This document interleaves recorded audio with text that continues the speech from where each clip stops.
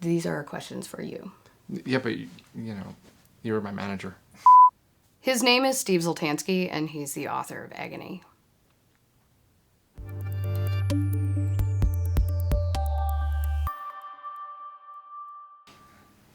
Did you want to say something?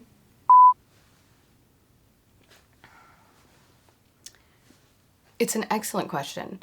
I'd love to speak to that, but it's not a concept, it's a title.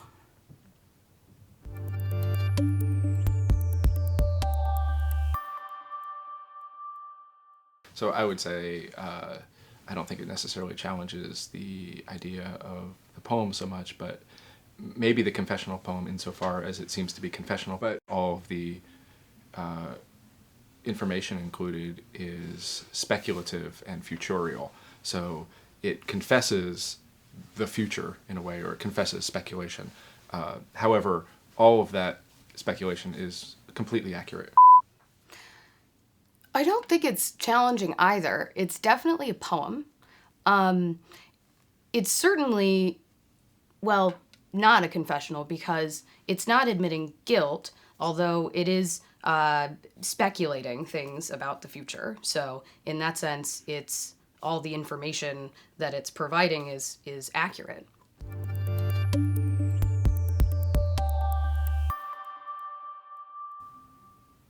It was deeply agonizing. It was deeply, deeply agonizing. It shouldn't be agonizing for the reader. I mean, it's pretty hilarious.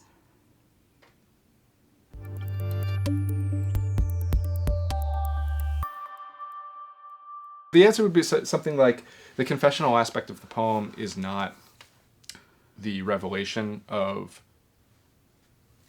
my emotional experience, because my emotional experience in the poem is generic. Oh, I was in love. Oh, that hurt. I got my feelings hurt.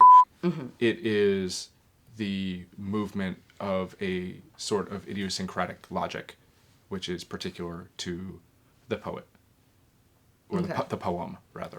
Okay. That's a great answer. Yeah. Say what Jay said.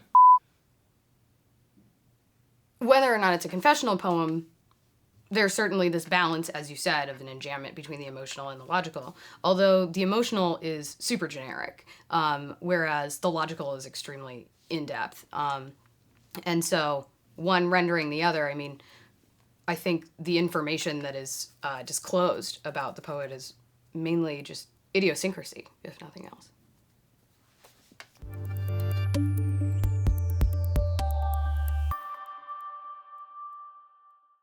No, more bitchy. In terms of the ridiculous and the sublime, the sublime, I don't think Steve has really researched in depth or would have much to say about that. It's certainly not about the sublime, although surely it's ridiculous. But furthermore, it's quantifying the unquantifiable, which is pretty ridiculous. Really, but really, there are questions for you. No, I think that they came out well.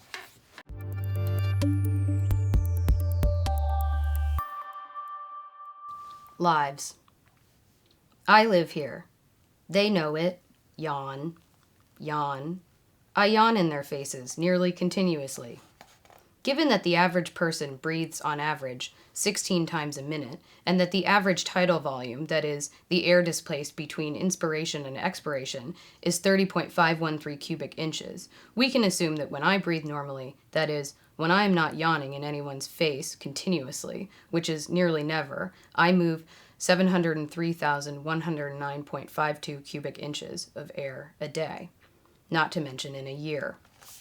Now, considering that the average person who happens to be male, such as myself, for now, yawns 10 times a day, and that each yawn forces 280.709 cubic inches of air out of the lungs following maximal inspiration, on average, we can assume that when I'm breathing normally, which is never, nearly never, I yawn in 10 faces a day, or in one face 10 times a day, and thus I force 2,807.09 cubic inches of air into their mouth or mouths over the course of it.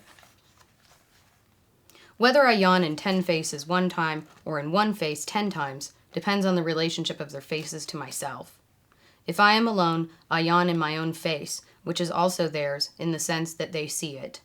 If I am in love, I yawn in my lover's own face, that is, theirs, or the one closest to them, that is mine. Since we've been in love 2 or 3 times, it's hard to say whose mouth is whose, so I won't exactly say. Given that I've been in love 3 times, say, and that, on average, my being in love has lasted a year, we can assume that I've spent 3 years yawning in their faces, knowing they know that I live here, at least for those moments immediately following maximal inspiration. So they've only known that I live here for 3 hours and 2.5 minutes if we assume that each yawn lasts merely a moment, and that mere moment is measured in seconds. 1. 2. Just enough time for me to force 1,536,888.775 cubic inches of air into their faces. Just enough time, 3 hours and 2.5 minutes, to live a little, to see a little something come of breathing, finally, which at first seems to yield no return but the repetitive consolation of mechanical certainty, tidal, and altogether inhuman, like a birth rate. I was born in the morning, and my first cry of many must have, because it usually does, forced 8.604 cubic inches of air into my mother's doctor's face, which said face I am not counting as one of theirs, but only as one of mine, since it was not the face of a lover, but of an impersonal representative of a hospital, which might as well have been, for all I can remember, the hospital itself. That is, I guess so. So then, they, the lovers, I've loved, who are not hospitals, force at least the normal tidal volume of air into my mouth every morning of my life, sometimes. Now then, it's that time of day. That is, then, when they, the average sums of all known lovers, come in to my year, a mere moment, account again their fingers for you, and count again your toes for them.